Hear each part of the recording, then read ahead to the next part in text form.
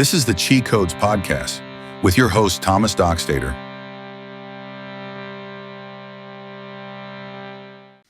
So, Dallin, my friend, so I'm happy you came on.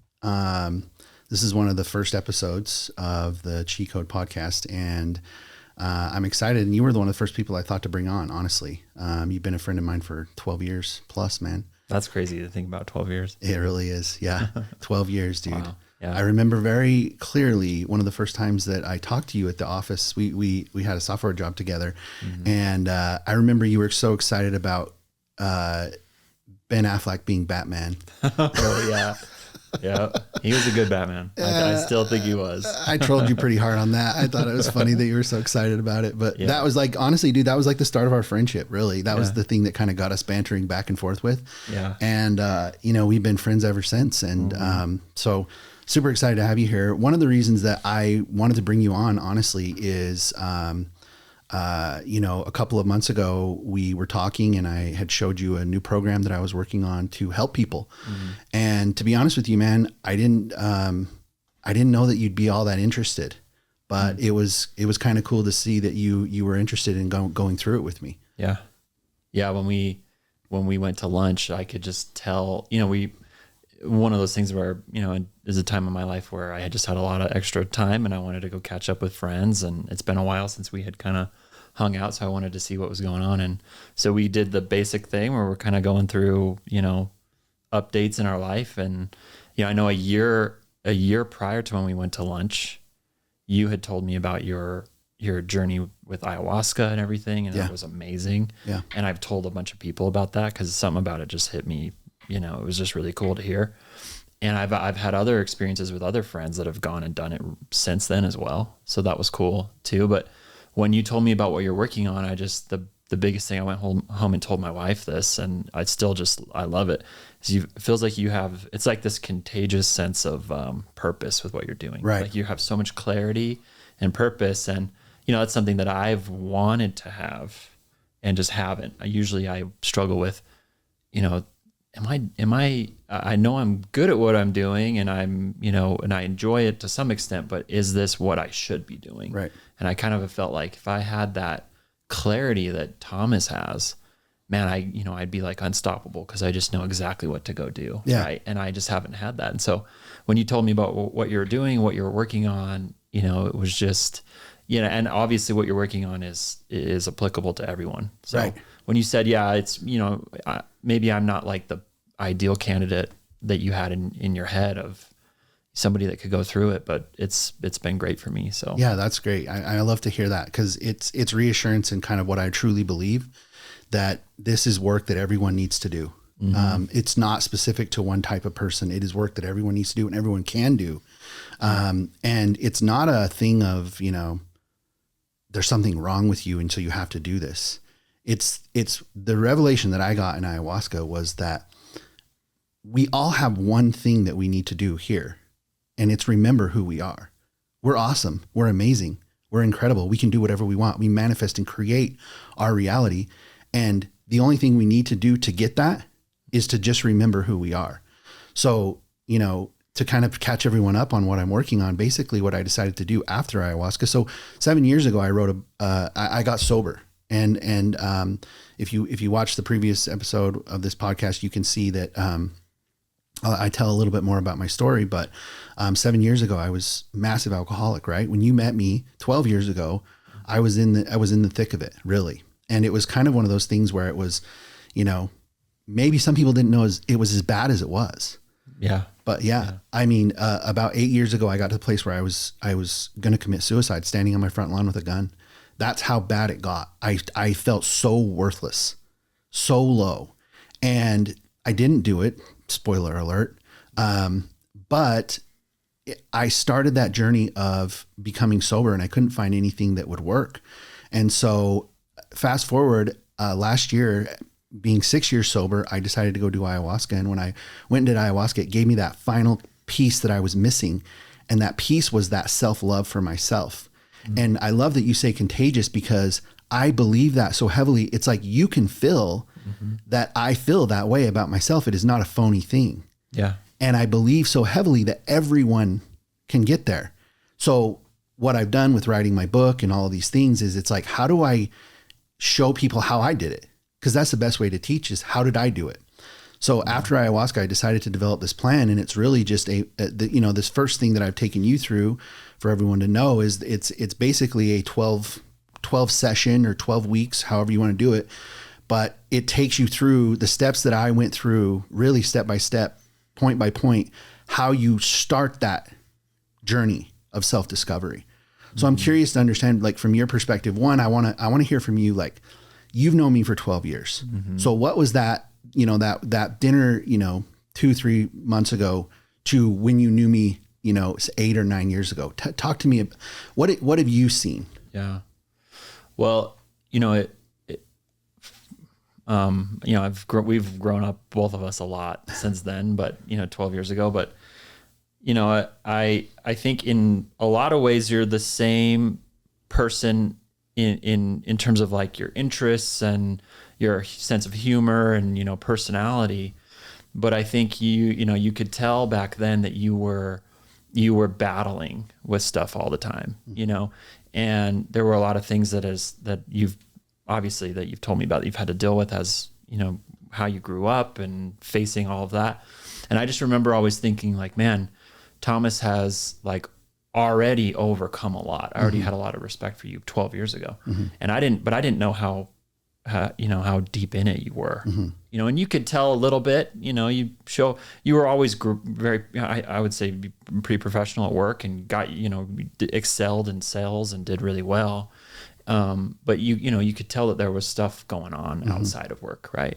But I would say you were really well functioning, and it was hard for me, and I've grown up a lot, like I said, so now I can kind of maybe look back and kind of put the pieces together, but I didn't realize how, where you were at. And when you've told your story and, I've read a bunch of your book and, it makes a lot of sense where you were, but to see where you are now, it's like, we already mentioned kind of the clarity that you have, but I think I've also seen you like with the habits and the routines and the lifestyle that you've built as well. And what's interesting to me is that the adversity in your life hasn't gone away. You've had a lot of things still come up over the last 12 years that, are major life events and major tragedies that anybody, could have buckled under.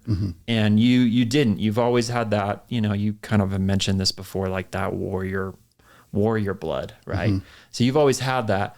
But I think now when those challenges come your way, you're able to, you've got that foundation that we've talked about that's strong, and you're able to handle it with grace and, with strength and just kind of, it just feels like nothing's going to keep you down, and, whereas before it felt like you're in the waves and you're taking these big tides and, you're really battling. And now it kind of feels like you're on a boat and, a wave will come and then it's gone, Yeah. So, and like I said, you've gone through a lot of things. So, I've seen you go to the gym every day and, just develop all these routines. And obviously you've done really great with your career. And so, and then you did the book and, so you've always had that adversity, but I think it's how you've been able to handle it now. It doesn't feel like it's as big of an uphill climb. It kind of feels like you've reached the top. And even though there's adversities coming your way, it's not impacting you the same way. Yeah, I think, obviously I have a crazy story. I grew up in the FLDS, complete polygamous cult, suffered with really bad alcoholism in my later life, been through several divorces, lost my father, lost my daughter. Lost your sense of smell. I had a traumatic brain injury. I always tease you about that one. Yeah, I can't smell anymore. A lot of things have come up, but here's the thing. And this is why I'm doing this, not for any other reason. Yes, I had challenges. Yes. But so does everyone else, right? And our perception of challenge is how much we can handle, right? It's what we've experienced. So that's our perception of how hard it is. So yeah, sure. In my experience, yes, I've been through a lot of hard stuff, but the thing that I really understood is I'm like, everyone is going through hard stuff. Everyone is. And it's to their level, their capacity in which they're handling it. And everyone is the same. I couldn't say this more than anything. In ayahuasca, I saw we are all exactly the same, and we're all struggling to find ourselves. And once we can find ourselves, I realized that I was like, okay, now that I've discovered who I am and I feel so good about everything I am, and I would not change a single thing about my life. I would not change a single thing because it created who I am. It created who I am. And with that being said, I think my story gives value and credibility to what I'm trying to help other people with. So when I approach someone like yourself and I tell them what I'm doing, sometimes I'm worried that they don't think that they don't think they need to do it because they didn't have these wildly traumatic things happen. So that's why I brought you on, because I want you to talk about, like, what did you first think when I told you? And then what did you think like midway through the program? Yeah. Well, and I would say I've definitely fallen into that bucket of, there's been challenges that I've faced for sure. But when I look back and after I've gone through the program, I don't have, you don't want to compare people's challenges, because you're right. Everybody goes through things and you kind of have your own version of hard. But my life has been more like 1,000 cuts than, big blows kind of a thing when I've looked back. And there's a few things that, really impacted me. But yeah, in general, I would put myself in that bucket of like, man, is this right for me? Because, I haven't struggled with the addiction, problem, or I haven't had these like bigger events. But my sister, she's done a lot of this kind of work, and she's always saying, we're really close. She's 14 months younger than me. She's always saying like, you need to go, to therapy, or you need to spend more time working on yourself. And I'm like, I'm fine, and, you start to realize like, oh, wait a minute, especially when you talk to people like you that have done a lot of the work, you're like, oh yeah, maybe I'm, like fine. There's different levels of fine. And do I want to just be fine? I want to be better, I call it the gray area, right? Yeah. It's that gray area. You're not terrible. You're not great. You're just good. And I dude, honestly, I feel like a lot of the world is in that spot. Yeah. Because here's the thing. We have so many distractions in front of us all the time. Our phone, Netflix, food, right? Like alcohol, party for the weekend, all this stuff. Yeah. We have it in front of us all the time. It's only when we don't have it in front of us and we sit in a room alone that we feel that uncomfortableness come in, and we're like, ooh, I don't want to feel this. So I need to distract myself. And I feel like every human deals with that. Yeah. Because if you can't sit in a room alone and stare at the wall, you don't feel comfortable with yourself. Well, okay, let's talk about why do you not? It's not saying you went through some massive traumatic thing, but why do you not? Yeah. Yeah. And I would say, my personal experience is, I think the fineness kind of comes from, distractions, but it's really from like avoidance. I've gotten really good at just, it to the point where, especially in the first, I've been married 13 years. So almost as long, a little bit longer than I've known you, and I've become a lot better husband over time. But especially when I was first married, my wife would always say like, how do you not know how you're feeling? How do you not know? And I'm like, I literally have no clue what I'm feeling right now. I don't know if I'm mad or sad or happy, or like there's nothing there. I have no feelings. And she is so great. She always knows exactly how she feels, and she'll tell me exactly how she feels. And that's awesome. And it takes me weeks sometimes to finally be like, oh yeah. And the problem is to your point, to the distractions, is that just kind of makes the problem so much worse, because you never do sit in a room by yourself and just think about what you're feeling and how to process it. And so for me, with how I grew up, my parents divorced when I was 2, and, went on and remarried and divorced again and whatever. And, they were really young when I was born. They were both 19. So, which I can't imagine being 19 and having a kid. And so, and they've both had really tough lives. And so they were kind of, dealing with their own things. And, it was me and to some extent my sister just kind of on our own. And so I think I built up that almost reflex, or that habit of just, you never learn how to process your feelings or even recognize them to begin with. And so you kind of just start to avoid all of that altogether. Well, and who teaches that, really? Honestly, where do you learn? Where are you supposed to learn that as a child? Yeah. I mean, because most of the time your parents don't know how to do it themselves. Right. Yeah. And so from 0 to 7 years old, you're just absorbing what they're giving you. And they don't even know that they're giving it to you. And the thing is, they inherited it from their parents. Yeah. So it's this like generational thing that is just flowing down. And then in reality, what happens is like when you hit 30, 40, a lot of men specifically start to be like, what am I doing? That's when the divorces come. That's when the sports cars come. That's when and why do they do that? Well, they do it because they actually never discovered who they were. They've just been following this like imprinted design that they've received from their parents and school and society. And then they're like, when they come to this moment of clarity, they're like, wait a minute, what am I doing? And that happened for me. I almost killed myself in the process, but I really was like, what am I doing? Why am I this way? What's happening? And I think society does a really good job of like telling you, hey, get money and you'll be happy. Get a woman and you'll be happy. Have kids and you'll be happy. Yeah. But then, I mean, you have those things. So yeah. And it's like, well, where is I love that? my kids and my wife, of course, that you definitely get happiness from those things. Sure. But yeah, I mean, you think about the money. I talk about, this all the time with coworkers or with neighbors. It's like, man, when I was 25, I remember thinking, if I could just make $100,000, yeah, 100 grand, I'll, and now with inflation and everything, of course the no matter what you hit, the numbers always change, the chains always move forward. Right. And, I look back and, my wife and I, we built a home and I look back on our very first, little small apartment, and I was no less happy back then, for sure. Right. So the stuff, there's a cool thing that I heard where it's, it's so much more exhausting to look for happiness in the places where you can never find it, And so, yeah, it's just this endless void that you're trying to fill. Yeah. And so, I mean, look, the sad part is a lot of people get to that point where they do hit some rock bottom and they hit really destructive places. From the religion that I grew up in, I know dozens and dozens of people that have committed suicide.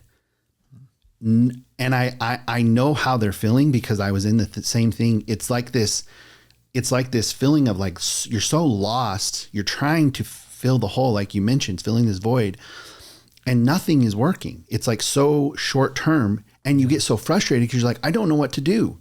I literally don't know what to do. And I feel like that is society in a whole, but a lot of people live in that like gray area that you're talking about where it's like, they do feel that way, but they don't allow themselves to be quiet and alone enough to recognize that they feel that way. Mm-hmm. I think totally that's the first step for me and been one of the most helpful things for me as I've gone through this process with you, that, it's the recognition, just taking the time to, just taking the time to devote to, to trying to recognize that. Mm-hmm. And then, and then from there you can start to work on, solving it slowly over time. But yeah, you're right. Just with all the distractions and with all the things that you're trying to sort of cover up that feeling with, or trying to find happiness in all these other areas, and you don't even take the time to recognize what's happening in the first place. And that's been amazing for me. I think so many people, we do it without even knowing that we're doing it. Yeah. We are covering it up without even knowing we're doing it because we're so fearful of that unanswered question that we just want to avoid it. And the age old, statement, well, time heals all wounds. I probably couldn't disagree with that more. I believe that when you have a wound, like for me, childhood, like traumas that I had to go and find because I had blocked them out, that they even happened. Mm-hmm. I had to go find them. And when I found them, they were sources of what was causing me to medicate so heavily with alcohol because I could not process and understand what happened to me. And so 30 years after it happened, it was still causing me massive issues, but it wasn't coming out directly related to that trauma. It was coming out in alcoholism. It was coming out in bad behavior with women and this and that, right? Like it was coming out in all these other ways. And really, I was just a horrible person at the time. Like I really just wasn't being my true self. Right.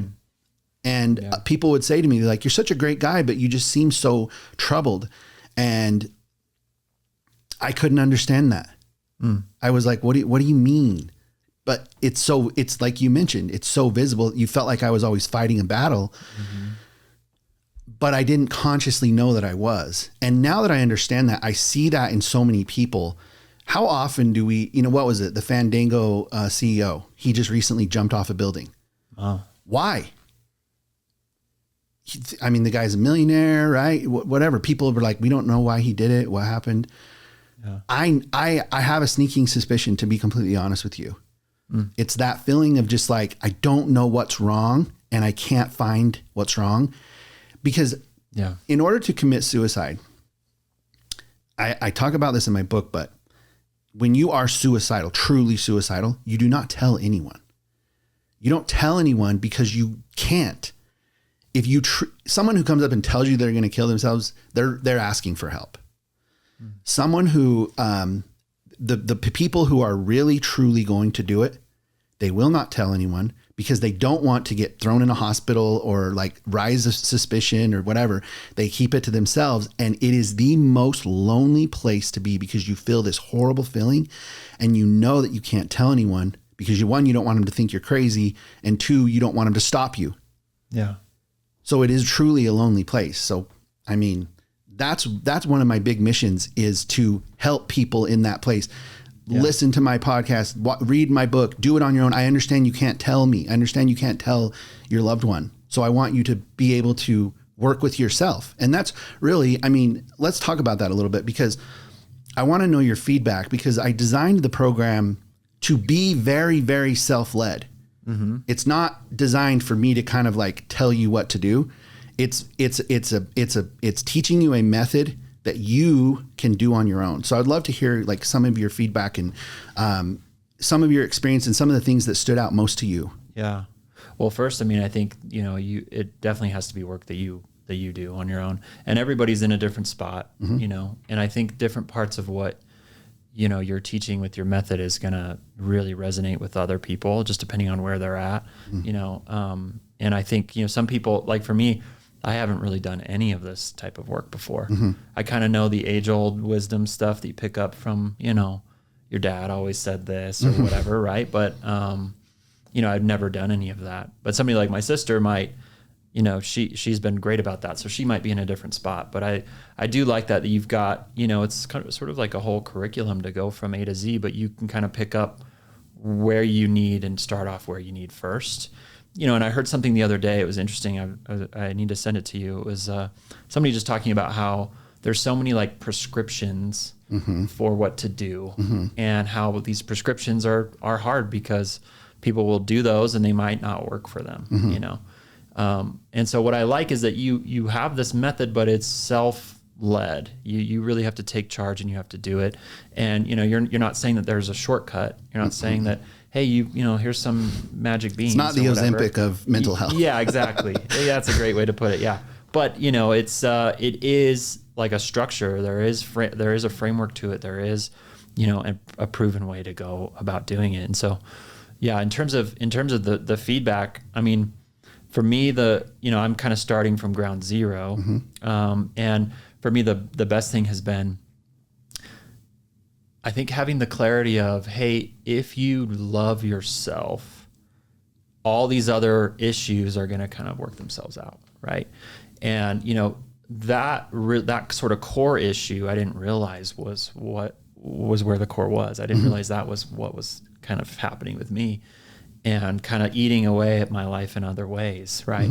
And so just being able to recognize that, like we talked about, if I love myself, and, kind of going on that journey and figuring out how to do that has been amazing. And that's led into so many other offshoots.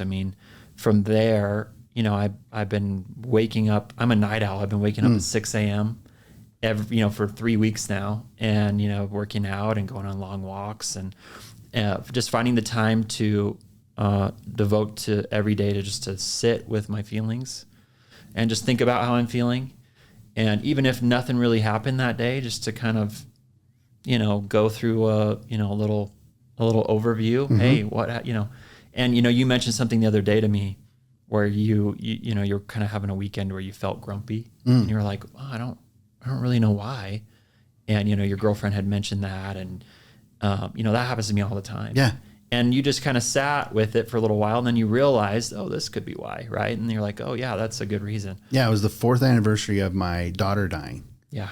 So, and I knew that was coming, but I didn't connect the two. And that's interesting because your body is so intuitive, and that's such a great point, right? Like, even though I've done all this work and done all this stuff, it's like, the cool thing is like, you can recognize the way you feel and allow it, accept it. It's okay. You can be the most enlightened person in the world. You're still going to feel sad. You're still going to feel happy. You're still going to go between these emotions. But the idea is to get to a place where you can healthily feel all the emotions and understand them and accept them when you are feeling that way. I think a lot of times in society, we all hear about people saying like, I just want to be happy. I just want to be happy. When I first started this journey, I said to myself, I'm like, this was my mission. I want to be happy regardless of my relationship status or career status. I have now changed that. It is now, I want to accept everything all the time. I just want to accept. I want to accept my feelings. I want to accept my status. I want to accept job loss. I want to accept a divorce. I want to accept everything. Because when we accept, when you think about that, when you just take a deep breath and you say, okay, I accept this, you are in this natural calm state. It's not happy. It's not sad. It's not anything really. It's just like, I accept it. That is my goal. And that is my goal, to help everyone else kind of find that place for them. One thing I love you said is, when we were in the program, I said, we were talking about routine and how routine is so important. And I made the comment, I'm like, this is like one of the most important things of the whole program. And you stopped me and you said, not really. The most important thing is that if you don't love yourself, you won't do any of this. Yeah. And I love that, dude. Man. I freaking love that you said that. That's incredible to me. Well, and you know, it's true. I mean, the routine is definitely very important. But for me, I've been trying to get that routine. I can't tell you how many times I'm like, okay, I want to lose 30 pounds, or I want to look like Thomas, in 6 months. I don't want to do 7 years. Like, I want to, or whatever. And I'll start going to the gym. And then I honestly, dude, it's like 3 days later. Yep. 3 days later, I'm like, well, that was stupid. I'm okay being fat. And my wife loves me no matter what. And, I joke about it. There's people in my life that I've, all the way back to the days at when we worked together, there's people that I've seen and I'm like, man, they can get up in the morning and they're almost like, I don't want to say robots, because that's kind of it is but like a robot. They just have the willpower and the discipline, it seems like, that I felt like I never had. And they're going to make more calls, and they're going to, they're going to go networking, and they're going to do all these things that my body is just screaming like, no, just go sit on the couch. Right. And I've been battling that my whole life. Like, why can't I want to go do these things. I want to succeed in this area or work on this part of myself or whatever. And it's been super hard and I always thought that it was a motivation thing. And, motivation just kind of comes and goes. And so I've been like, well, how could I just keep it always on the high? I want to be, and I realize it's not a motivation thing. That's always been there. And I've tried to do things like, okay, I'm going to go take Adderall, right? Or Vyvanse or whatever. And that's gonna, and that'll work for a minute. Path. Yeah, it's the Ozempic path. And it's what's been really cool is, since I've gone through this with you, I've been like, hey, let's not take Vyvanse today and let's see what happens. Yeah. And no productivity loss. I'm like, all the things that I want to go do, I'm able to go do without thinking about, oh, this sucks. Yeah. Or why can't I get myself to go do this stuff? I have a buddy, I went to lunch with him the other day, and he's that guy that, he goes to BYU, starts a business in the business program, sells his business, goes to Harvard, gets an MBA, comes back and sells another business, and now he's CEO and I'm just looking at him, and he's like, he's like a robot. I'm like, dude, you get up early, you read 5 books a week, I'm just like, this is crazy. And, and I wanted to be that person and in some ways. And, I've realized after going through this with you that, the procrastination to me, or, delaying the things that you need for yourself or you want to do for yourself, is like a weird coping mechanism, or is the root of it is that I don't love myself enough to give that to me. Exactly. Right. If I love myself, I don't have to think about it. It's like, I want good things for me. Well, think about this. You have 2 little children, right? Mm-hmm. Does it take discipline to go help your crying daughter? Does that take discipline, or is it just automatic? Yeah, it takes discipline automatic not to do it. Yeah. But you love her, right? Yeah, absolutely. With you love her so much, you would do anything for her, right? Right. Yeah. Dallin, you deserve that love for yourself. That you would do anything for yourself because you love yourself so much. When people talk about self-love, there's 2 sides of it, okay?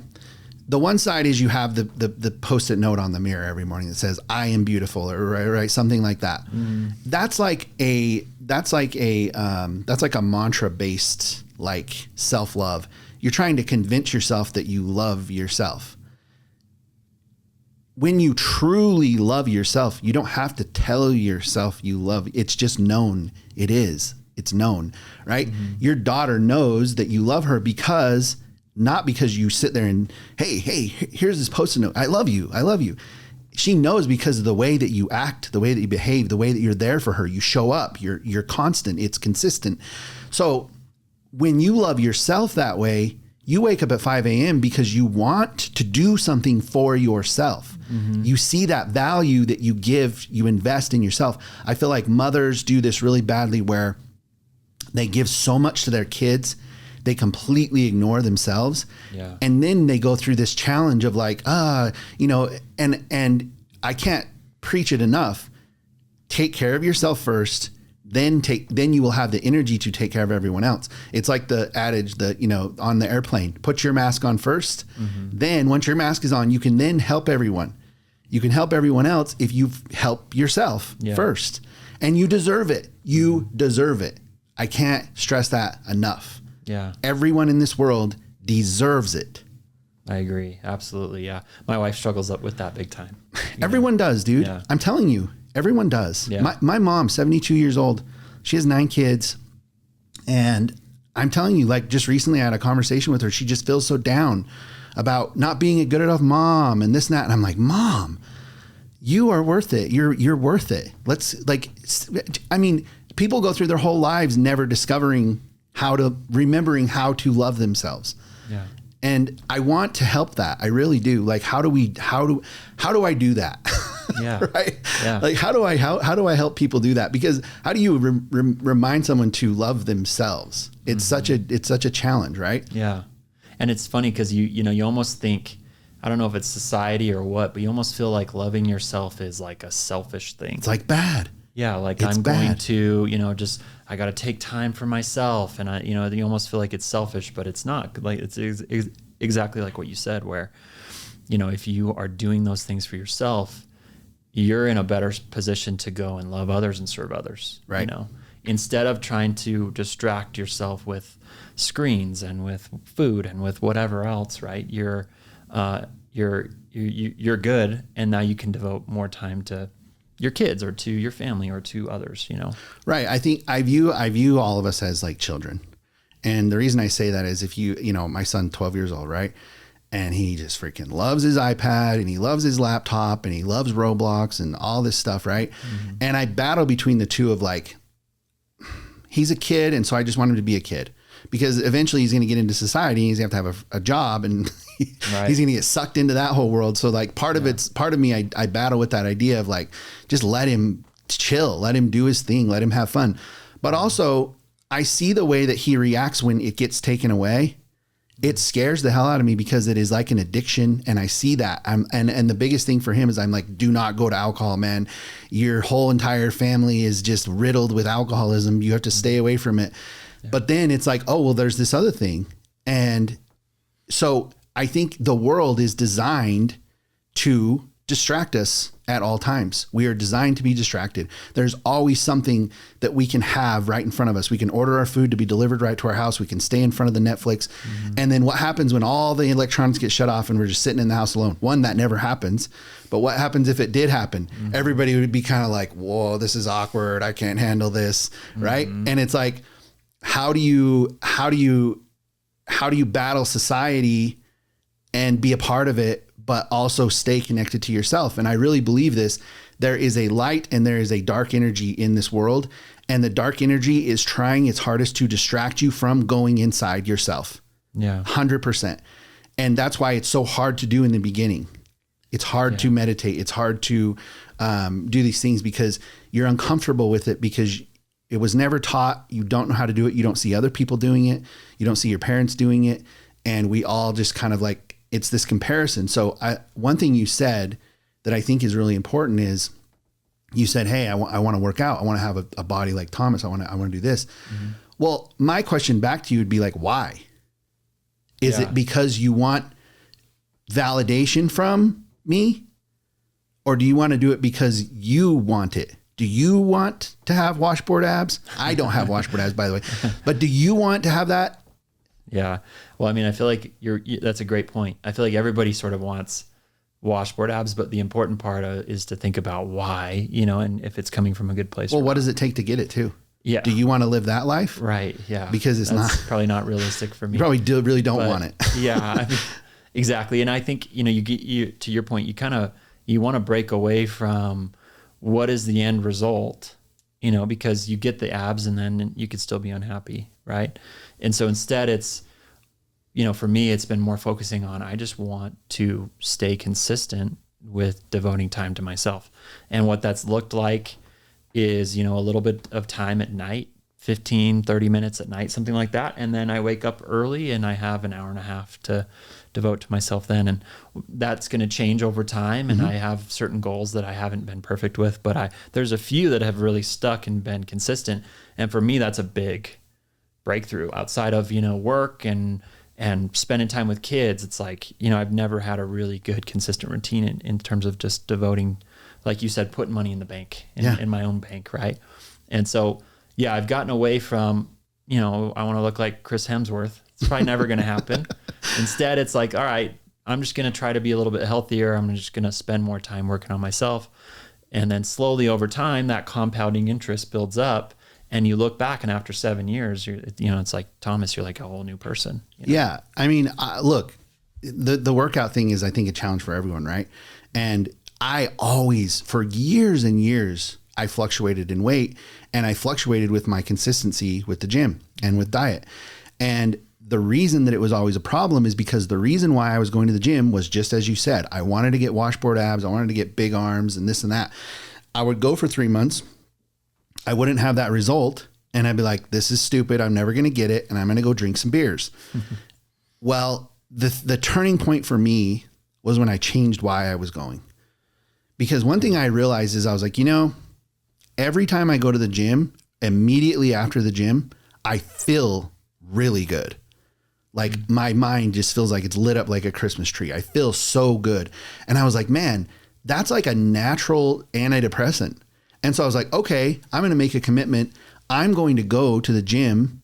First, it started 3 times a week, and I'm just going to get there, and I'm going to get that mental boost, dopamine, every day. That's why I'm going. No other reason. So in the beginning, it was really, really pretty basic workouts and like 3 times a week. But then I expanded it to 5. And then I made a commitment to myself. I said, I'm going to go to the gym for the rest of my life. Not to get muscles, but to feel better, to have a better mental state. And now 7 years later, I go 5 to 6 times a week. I go at 5 a.m. in the morning. And now it is not discipline at all. I love it. And I love what it does for me. It's not a challenge to do. It has become who I am. It's become a part of my life. And in the result of that is you get a better physique because you're just consistent with it. Yeah. It's not about perfectionism. It's about consistency. Yeah, that totally makes sense. Absolutely. Like I said, it's the compounding interest and you get away from, relying on, like I said, that, your motivation is going to come and go and just sort of naturally. And I used to just be relying on that. And so you go to the gym for a week when your motivation is high. And then, like you said, in one of your lessons, you kind of hit that test, and for me, the test is like, wait, today I'm not motivated. Today I'm motivated to go eat like 15 cheeseburgers. And, in the drive-thru or go I'm going to take off work and just lay down all day. Right. That's my motivation. And so it's really hard. And I think I've been trying to battle that. Well, how can I just overcome that motivation? How can I just find the discipline? And, I'm just looking in the completely wrong place. Discipline's important. It's not, it's easy to have discipline when you love yourself and you want good things for yourself. Yeah. I think the term love yourself, I also, one big breakthrough for me early on in all of this was honesty. And at the end of the day, honesty with myself. I decided, I was like, I'm so sick of lying to myself. I'm sick of telling myself in my head that I'm going to wake up and go to the gym and then I don't. Like I'm lying to myself. Imagine lying to your kid. Hey, I'm going to buy you ice cream tomorrow. No, I'm not. What does that do to yourself? Right. You get what I'm saying? It's like, you don't even trust yourself because you lie so much to yourself. So what I decided is I'm going to stop lying to myself. If I don't think I'm going to go in the morning, tell myself that. Don't lie and say, yeah, I'm going to go. No, I'm not. I'm not going to go because I'm lazy or because of this reason or that reason, whatever it is. I'm going to be honest with it. The reason of why. And when you start that practice of being honest with yourself about everything, even if it's not something you want to hear, right? It's honesty over like happiness and feeding yourself something that's good or whatever, right? It's honesty over all those things. When you start being brutally honest with yourself all the time, then when you're laying in bed at 5 a.m. and that alarm goes off, you have that moment of like, oh man, I'm so tired.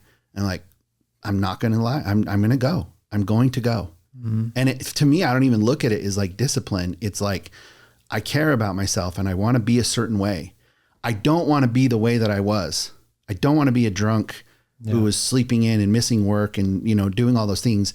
And it was so simple for me to understand that it's like, oh, it's like the actions that I take every day, these small actions that I take every day create that person that you want to be. How do I get to that place where I take these small actions every day? Yeah. Yeah. I want to talk about the elevator. Do it, man. Let's talk about it. Yeah. So in one of this was like what, third session. So I went over to your house and, we're going through this whole process of trying to evaluate our childhood and thinking through, mostly focusing on the negative things, but thinking through childhood things. And, you said, all right, come over to my house and we'll work on this thing that'll kind of help unlock your mind. And one of the things that you said, kind of after this experience was, and you mentioned it today, you go through these things as a kid and you didn't even realize that they were traumatic because, kids, we experience things differently. We don't have the same range of emotions that we do as an adult. We're not able to recognize things because we just haven't put all the pieces together. We haven't learned so many things. And so things happen to us as kids that we haven't really addressed and we didn't even realize we felt a certain way. So I go over to your house and you said, all right, just trust this process. It's no big deal, but we're going to do like a little hypnosis thing.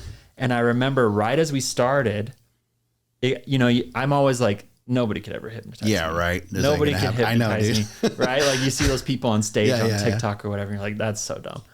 And it wasn't like that. It was great. But, basically you said, all right, just close your eyes, get comfy, and I'm going to talk you through what we're going to do. And you just kind of picture this in your mind. And you're like, all right, picture an elevator. You're in front of an elevator and you press the button and you get on the elevator. And this is the coolest thing. I feel like when I tell this story, everybody's like listening. So I close my eyes and then you're like, all right, step into the elevator and it's going to start to go down. And I remember right when you said that, I had this like weird reaction where I could like feel it going down and I opened my eyes and smiled at you. Cause I was like, what the hell's happening? And then I'm like, okay, just trust it. So I close my eyes and you're probably like, dude. So I close my eyes and I get back into it and you're like, all right, let's go down the elevator and you're going to pass these floors and you're going to see, your mind's just going to populate things on the floors. And I'm seeing like, like matrix level floors and I can see, and then eventually you get to the bottom. You're like, all right, eventually your mind, the elevator's going to stop and step off. Right. Yeah. I say, tell me when the elevator stops. Right. Yes. And for me, it was this really cool, like Southern Utah desert. I just, and you're like, get off and it's a big open space. and you said, go find the coolest spot in your area on this floor, the bottom floor here, and go sit by a couch and a whiteboard, right? And you said, I'm going to ask you a question and the answer will appear on the whiteboard. You don't have to write it. It's just going to appear. And you basically asked me, at what age did you first feel abandoned? And for me, it was 5. And I remember thinking consciously, I can't remember much when I was 5. Right. And, we go through the rest of the process, but at the end, you basically go to that point in your life, in your mind, and you go rescue that kid. And I remember thinking, okay, I could see how this event would have been traumatic for me at 5, but I've never, ever thought that was a traumatic thing. Exactly. Looking back. Yep. And what's funny is and we repeat that process a couple of times. You ask different questions. There's different ages, and you go and you rescue that kid. And there's a really cool thing that you take us through. But I told my dad about it because all of my experiences had to do with my dad. And when I told him about it, we were camping the other day. I made sure to tell him that I wasn't blaming any of this on him. It's not about placing blame and, anything like that. It's about just kind of saying, okay, this 5-year-old felt this way, bottled up that feeling, and it's been with me ever since. Locked it away for 30 years. And now as an adult, and so there's a few things that have happened. So number one, I talked to my dad about it, and I said, here's what happened. And this event, I didn't realize had made me feel that way. And the event was really simple. I'll tell you, because it helps with the story. Sure. My sister and I, we were at a rec center with my dad, and he would go and play basketball all day long, right? And he'd play basketball, and he'd kind of look up at us, and we're playing in the stands. And, my kids would never let me get away with this now. They'd need an iPad and a entertainment. But we were bored out of our minds, and eventually my sister's like, let's go. And we just walked outside, and it's snowing, and we got lost at night. And we ended up in some old woman's car, and she helped us go back and find... I didn't know that. Yeah. She helped us find the cops that were out looking for us. Like, it had been hours. You almost got So we almost got abducted. Kidnapped. Yeah. And I don't even, I hardly remember that. I remember a few pieces of that. And I told my dad, and what was funny is we were camping, and we were at this, there were a bunch of other people there camping, and the kids were out playing. And my daughter, who was 5, she didn't get lost, but there was a moment where I couldn't find her. And it was probably 2 minutes. And I had told my dad this story right after that had happened. Oh my gosh. And he's like, see, I had never, you're thinking of it as a 5-year-old as an abandonment thing. Right. That my dad was playing basketball instead of hanging out with me. Right. And really it was more like, Yeah. it's how the 5-year-old experienced it. Yes.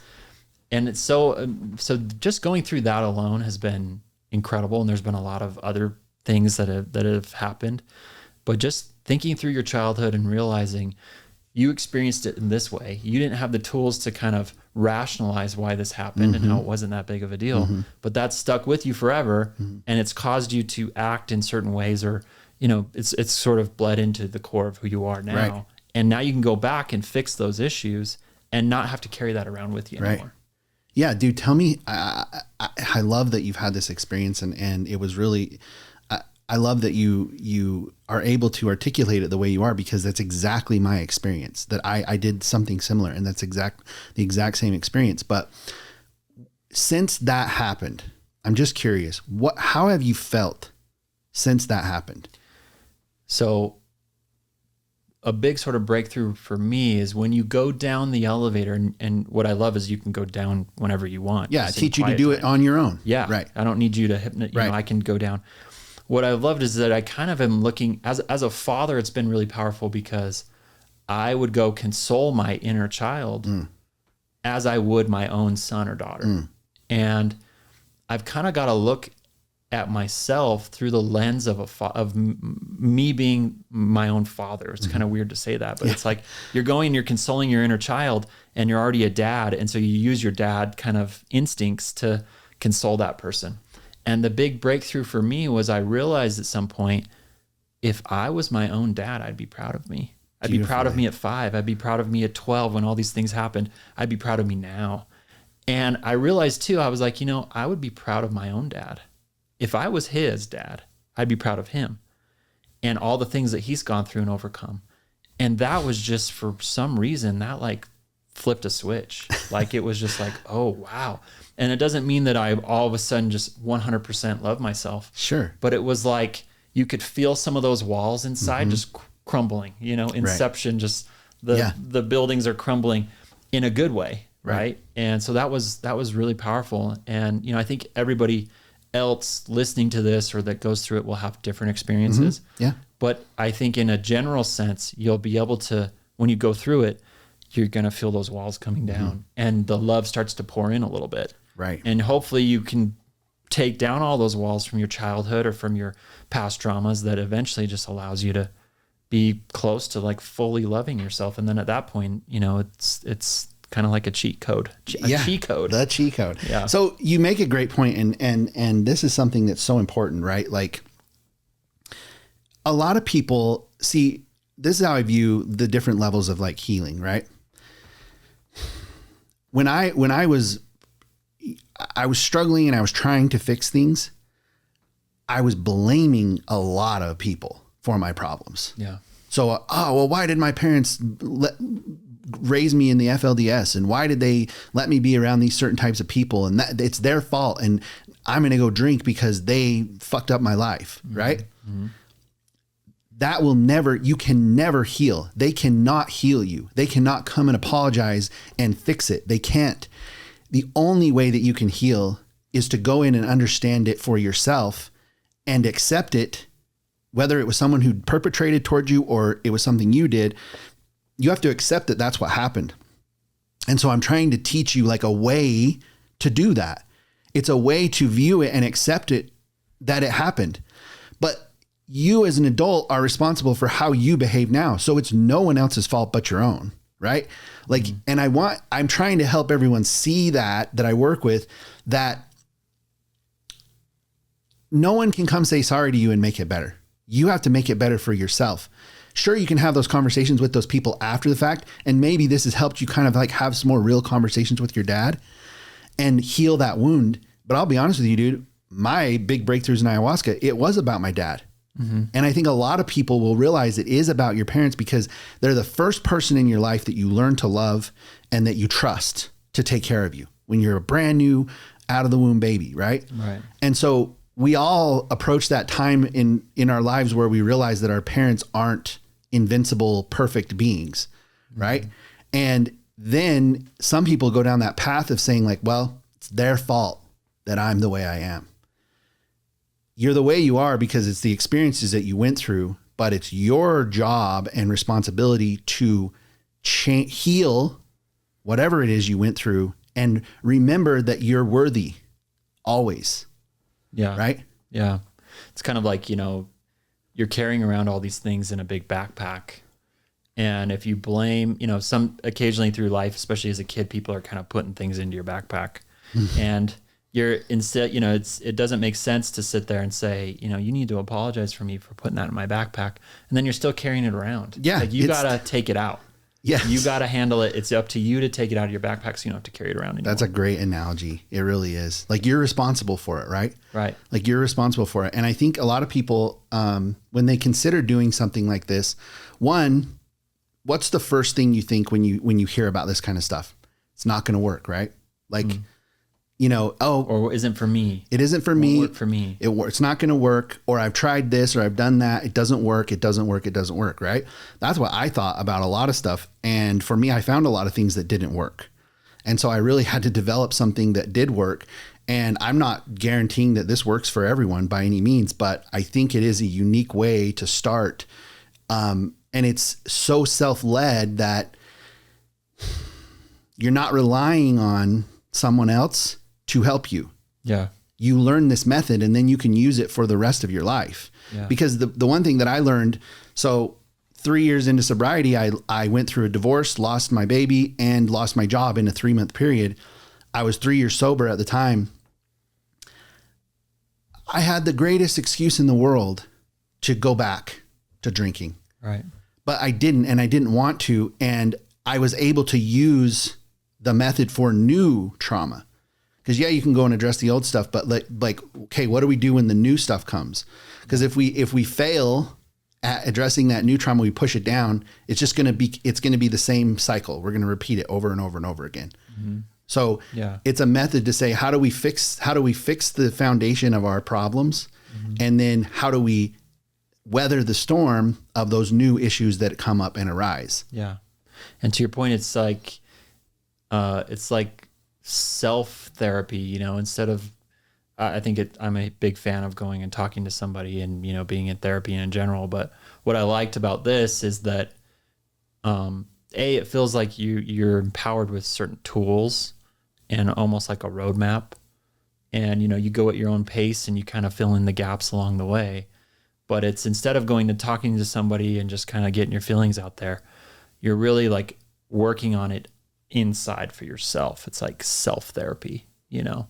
And so that's what I've really liked about it. And, you know, I'm still on the path, but it's been great for me. So. I love it, man. I mean, look, we're all on the path, right? Like I'm still, you're never not. There is no mountaintop.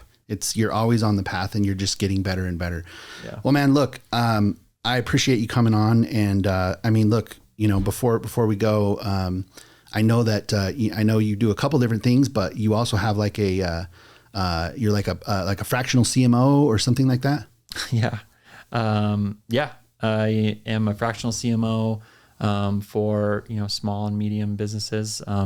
So, you know, I do marketing for people that don't, you know, kind of need the expertise of a chief marketing officer, but, you know, don't want to pay $200,000, $300,000 for one. So, well, I always think you do a great job. You're awesome at that stuff. And I think anyone who's looking for someone that bounce ideas off for marketing and things like that definitely should, you know, how can they reach you? You can go to feelslikefriday.co. Okay. Is my website. Feelslikefriday.co. Feelslikefriday.co. We got all right. the .co. But very cool. Yep. Check us out there. All right, man. Hey, I appreciate you coming on and I think we'll have you on again. So awesome. Thanks, all right, Thomas. man. I appreciate it, man. Okay, buddy. Thanks.